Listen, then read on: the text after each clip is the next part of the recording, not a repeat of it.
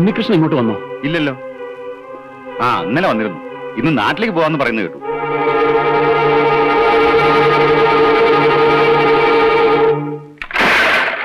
കാശും കൊണ്ട് മുങ്ങി പോലും നാണമില്ലല്ലോ നിനക്കിത് പറയാൻ. ഞാൻ അവനെ കുറ്റം പറയല, അവനെ വെടുക്കൻ. സൂക്ഷിക്കേണ്ടത് നീയായിരുന്നു. സർവവും തകർന്നു നിൽക്കുകയാണ് അവറാച്ച. ഞാൻ ഈ അവസ്ഥയിൽ നിങ്ങളും കൂടെ എന്നെ കൈവിട്ട. അതിനിപ്പോ ഞാൻ എന്നാ വേണമെന്നാ നീ പറയുന്നേ? അവൻ ആ പണവുമായി രക്ഷപ്പെടാൻ പാടില്ല. അതെങ്ങനാ?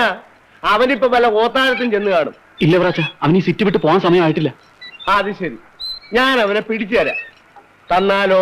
അവറാച്ചന്റെ പണം മുഴുവൻ ഉടൻ തന്നു തീർക്കാം. അതെന്നാ വർത്തമാനാടാവേ? അതിപ്പോ പിടിച്ചു തന്നില്ലേലും നീ തന്നല്ലേ പറ്റൂ. ഒറ്റ കണ്ടീഷനിൽ ഞാൻ അവനെ തപ്പിത്തരാം. തന്റെ ഏറ്റവും വലിയ സ്വപ്നമല്ലയോ ആ സ്ഥലം, അതിങ് എഴുതി തരാവോ?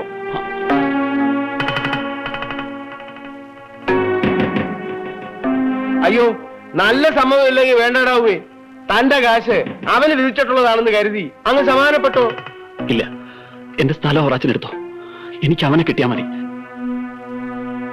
എന്നാൽ അങ്ങനെ ചെല്ല് മോൻ, ചെല്ല്.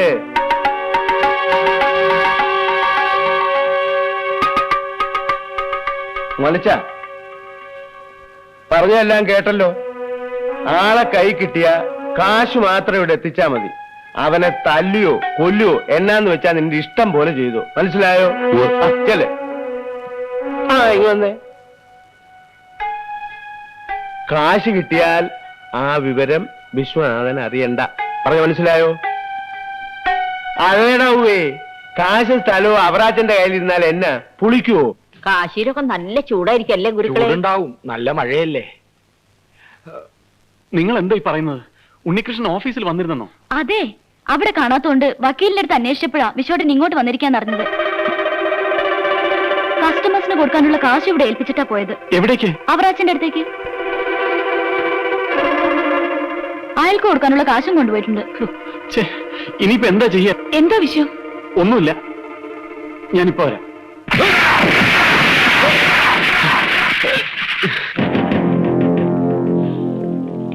മര്യാദയ്ക്ക് കാശ് തന്നേടാവേ. ഇല്ല, വിശ്വാസം വന്നോട്ടെ. ഓ, അത് ശരി. അപ്പൊ അവൻ വന്നാലേ നീ തരത്തുള്ളല്ലയോ? അത്രേ ഉള്ളൂ. അത്രേ ഉള്ളൂ. യവനെ ഒന്ന് പലകയാക്കിയാൽ എങ്ങനെ ഉണ്ടാവൂടാവേ?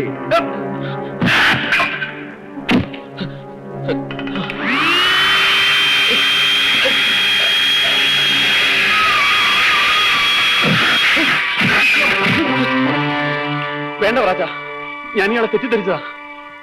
ഉണ്ണി ഒന്നും ചെയ്യരുത്. അതെന്നാ പണിയാടാവേ?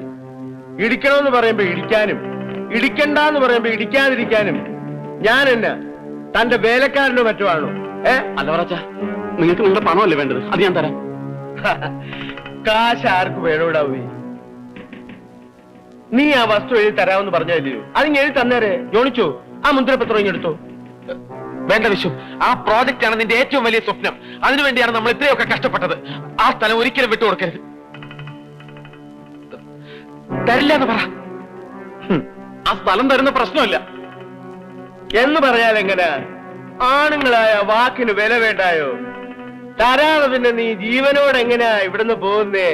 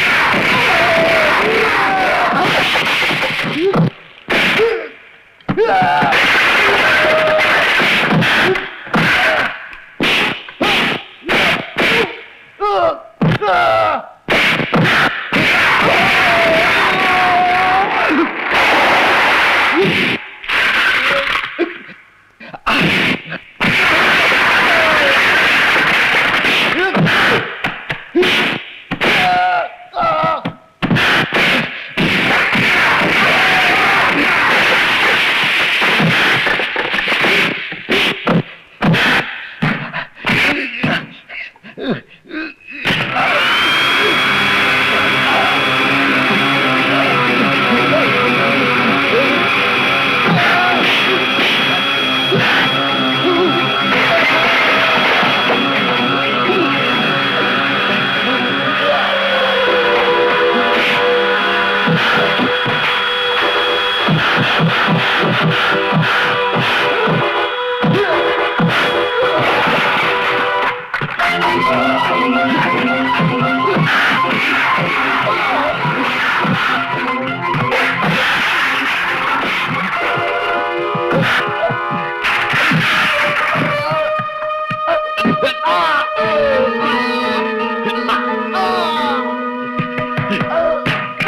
തന്റെ പണം.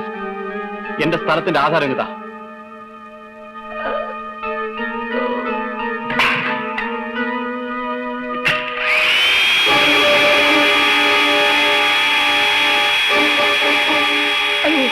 തരണ പറഞ്ഞത്. അയ്യോ തരാം.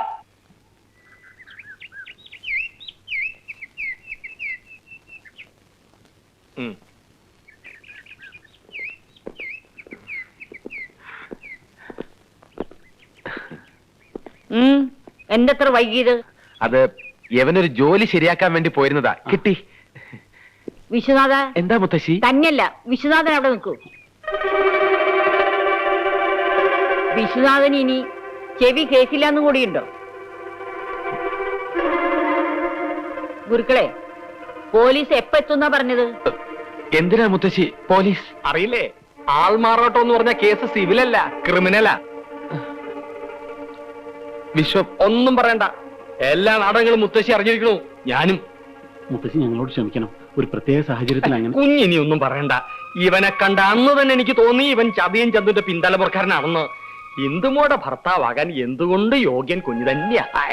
ആ തച്ചോളി ഉദയന്റെ കെട്ടും മട്ടും, പിന്നെ തിളച്ചു വെള്ളം ഒഴിക്കാനും കുടമിട്ട് ഉടയ്ക്കാനും പറഞ്ഞത് ഈ അരിങ്ങോടരാണ്. നിർത്തണം.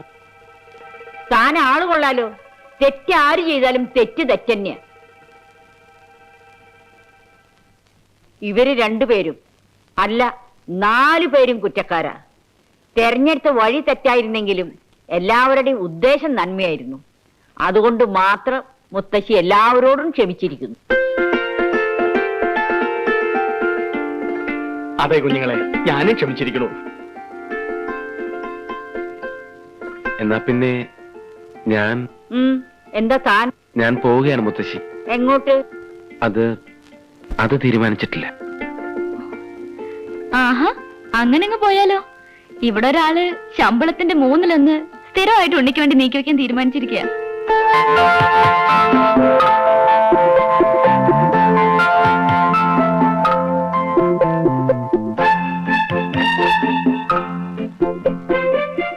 എന്താ ഈ ശമ്പളത്തിന്റെ 1/3?